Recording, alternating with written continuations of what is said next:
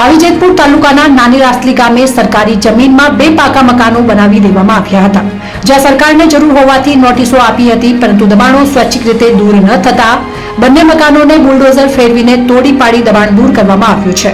સરકારી જમીન ઉપર ખડકાયેલ દબાણ દૂર કરાયું હતું। પાવીજેતપુર તાલુકાના નાની રાસલી ગામે સરકારી જમીન ઉપર બનાવેલા બે પાકા મકાનો ઉપર બુલડોઝર ફેરવીને તોડી પાડવામાં આવ્યા હતા। પાવીજેતપુર તાલુકાના મોટી રાસલી ગામે આદર્શ નિવાસી શાળાની પાછળના ભાગે નિવૃત્ત ફોજી એવા રાઠવા જનુભાઈ રતનભાઈ તેમજ રાઠવા રણજીતભાઈ કુંભસિંહભાઈ દ્વારા સરકારી જમીન સર્વે નંબર 100 માં બે પાકા મકાન બનાવી દેવામાં આવ્યા હતા, જે સ્થાને સરકાર દ્વારા police quarters, community health centre તેમજ ટ્રાઇબલ હોસ્ટેલ બનાવવાનું નક્કી કરવામાં આવ્યું હોવાથી તેથી તેઓને નોટિસ પાઠવી 5 દિવસમાં દબાણો દૂર કરવા જણાવવામાં આવ્યું હતું, પરંતુ આ દબાણો દૂર કરવામાં ન આવતા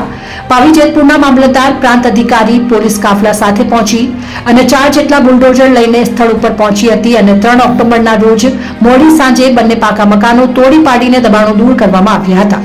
ઉલ્લેખનીય છે કે નાની રાસલી ગામની બોર્ડરને અડીને આવેલા તારાપુરની સીમમાં આ બંને મકાનો સરકારી જમીનમાં બાંધી દેવામાં આવ્યા હતા અને સરકારે આ જમીન ઉપર પોલીસ ક્વાર્ટર્સ, સરકારી દવાખાનું તેમજ ટ્રાઇબલ હોસ્ટેલ બનાવવાનું નક્કી કર્યું હોવાથી તેથી તેમની જમીનની જરૂર હોવાથી આ બંને પાકા મકાનોને તોડી પાડી દબાણ દૂર કરવામાં આવ્યા છે।